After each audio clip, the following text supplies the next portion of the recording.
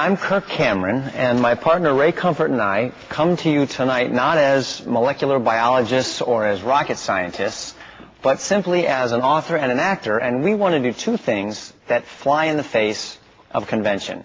One, we'd like to show you that the existence of God can be proven 100% absolutely without the use of faith.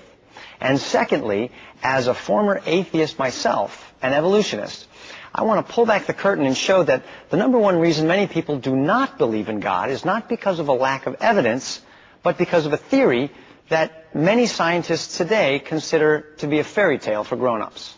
Thanks. I want to start off by thanking ABC, Kirk and Ray, and the audience for their participation and ears in a discussion of this magnitude.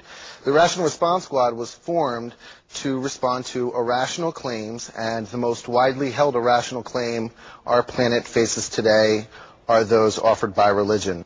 Ray and Kirk have agreed to offer scientific proof that God exists without invoking faith or the Bible, and we're here to respond to those claims.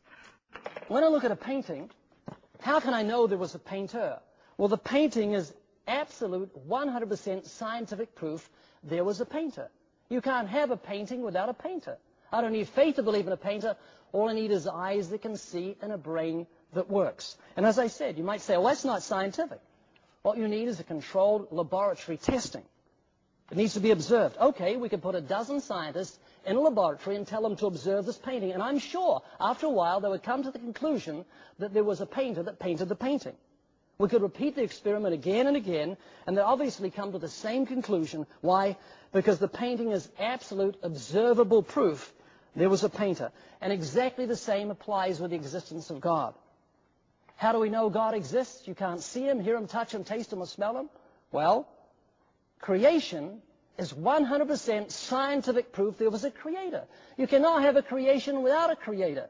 You don't need faith to believe in a creator. All you need is eyes that can see and a brain that works. So here we go. We're going to look at some of the commandments, so get ready. Have you ever told a lie? Have you broken that commandment? I'm not talking about discretion. You know, when Grandma's 115 and she said, Grandma, you look just gorgeous. I'm not talking about discretion. I'm talking about a bold-faced lie. Have you ever lied? So if you've lied, what does it make you? It makes you a liar. Another commandment, you shall not steal. Have you ever stolen something? Irrespective of its value. If you've taken something that belongs to someone else, then you're a thief.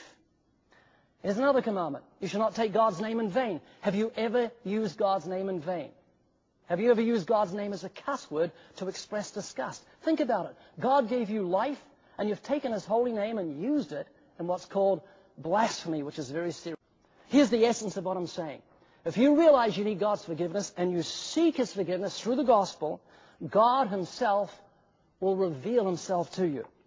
That is the ultimate proof. I'm not here to tell you why I don't believe God exists. I'm here to tell you why I believe he failed at his premise to prove that God exists scientifically without invoking the Bible. Most of us know that 10 Commandments are in the Bible, so we probably should leave the building right now. The 10 Commandments were used wholly here as part of his proof.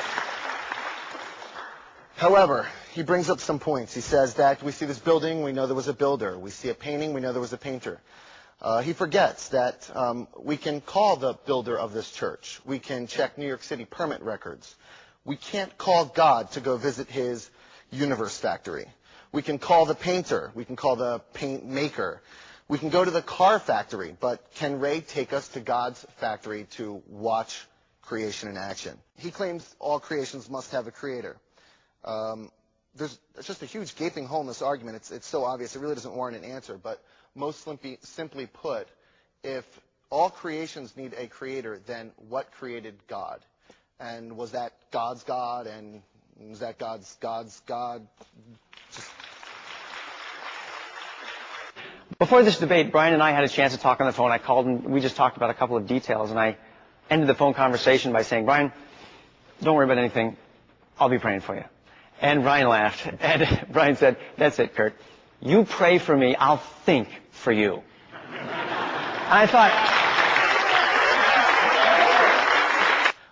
Science has a law. It's called the third law of thermodynamics, which shows us, and it's one of the most tested laws in science, that matter or energy can neither be created nor destroyed, that we always have the same amount of matter and energy. We could blow up this building, and while it would look completely different, there would be the exact same amount of matter and energy in the universe.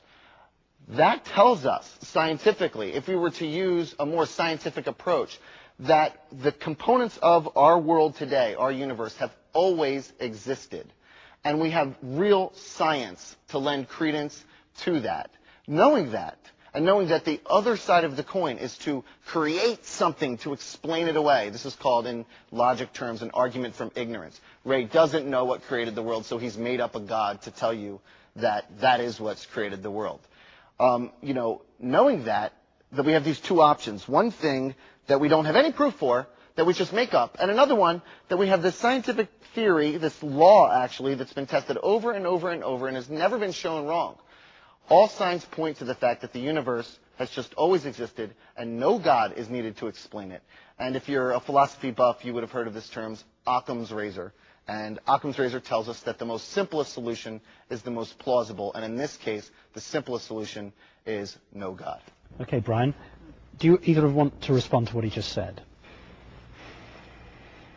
No. You don't want to respond? No, Kirk, do you have anything to say? No, I think people can figure it out. But Brian's point that you have this philosophy about having a creator, but it breaks down at the point at which you talk about God. And that's fundamentally inconsistent with the argument that you're making. If you're going to keep going back to the beginning, you've got to go back all the way and say something's got to be infinite. You keep going back and saying, what made that? What made that? Well, the universe is infinite. But you're going to say, who made the universe? If nothing. If God can be infinite, why can't the universe be infinite? Well, we believe that God is infinite, that he dwells in eternity, and that he's revealed the fact that he has created the universe by speaking it into existence. But why can't the universe be infinite if God can be infinite? And you were supposed to bring scientific proof that that's exactly what happened to support your belief, but we haven't seen a shred of it. We've given you